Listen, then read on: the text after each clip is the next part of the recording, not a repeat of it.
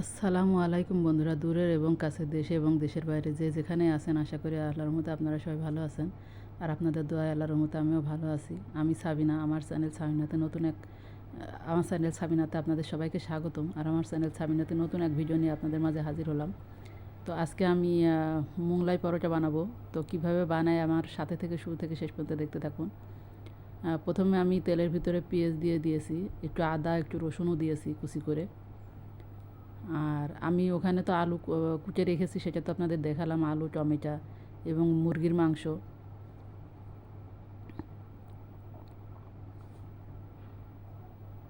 তো এখানে আমি মুরগির মাংস আর টমেটোটা দিয়ে দিলাম।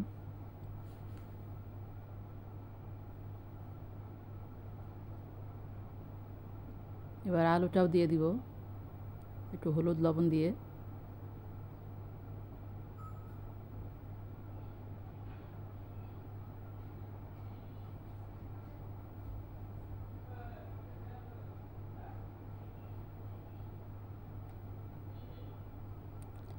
আর আমি যে মোগলাই পরোটা বানাবো তার ভিতরের পুরটা আমার হয়ে গেছে।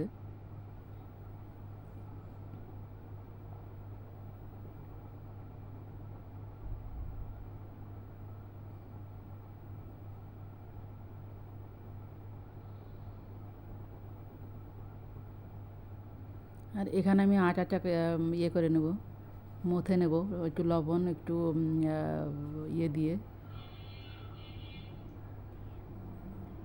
তেল দিয়ে। তো আমার আটাটা আমার আটাটা মোটা হয়ে গেছে। তো আমি এখানে মোগলাই পরোটা বানানোর জন্য রুটি বেলে নিচ্ছি।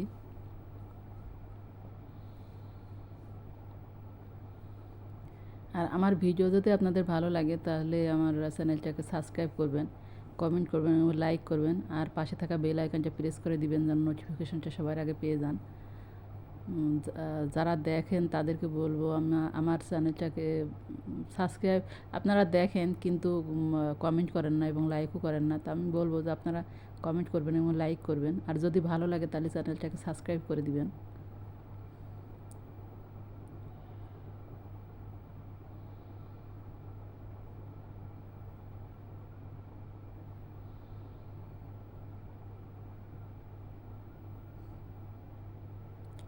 আর মোগলাই পরোটা তৈরি করা হয়ে গেছে, তো আমি এখানে ভেজে নেব।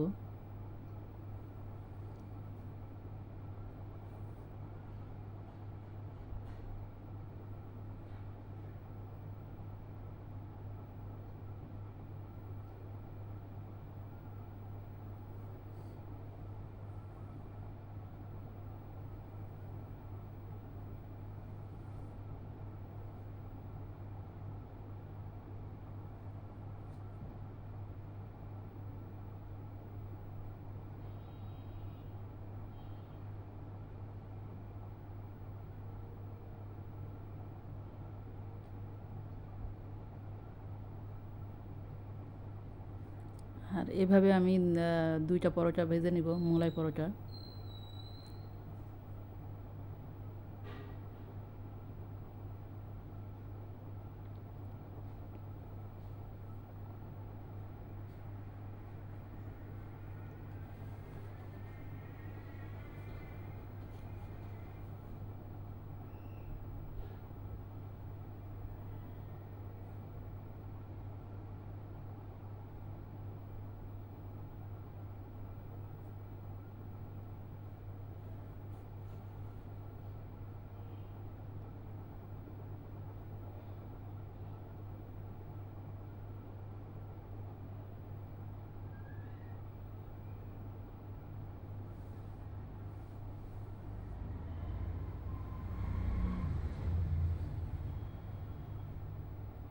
তো আমি ভিডিওটা বেশি বড় করব না।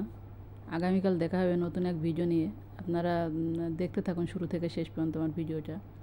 আর ভালো থাকবেন, সুস্থ থাকবেন, আর আমার জন্য বেশি বেশি দোয়া করবেন।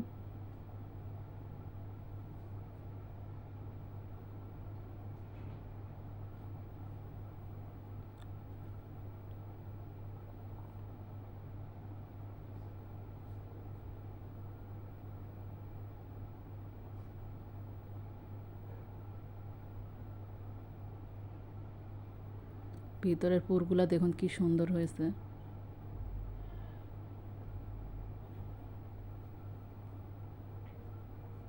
খেতেও মাশাআল্লাহ অনেক মজা হয়েছিল। আর আপনারা চাইলে বাড়িতে এইভাবে ট্রাই করে দেখতে পারেন, কারণ বাহিরের খাবার আমাদের স্বাস্থ্যের জন্য বেশ একটা ভালো হবে না। তো বাড়িতে যদি আপনারা এইভাবে বানিয়ে খান তাহলে অবশ্যই ভালো হবে। আর চাটনিটাও আমাদের বাড়িতে বানানো হচ্ছে তেঁতুলের চাটনি, তো আমার মেয়েই বানিয়েছে। তো ভালো থাকবেন, সুস্থ থাকবেন, আল্লাহ হাফেজ, আসসালামু আলাইকুম।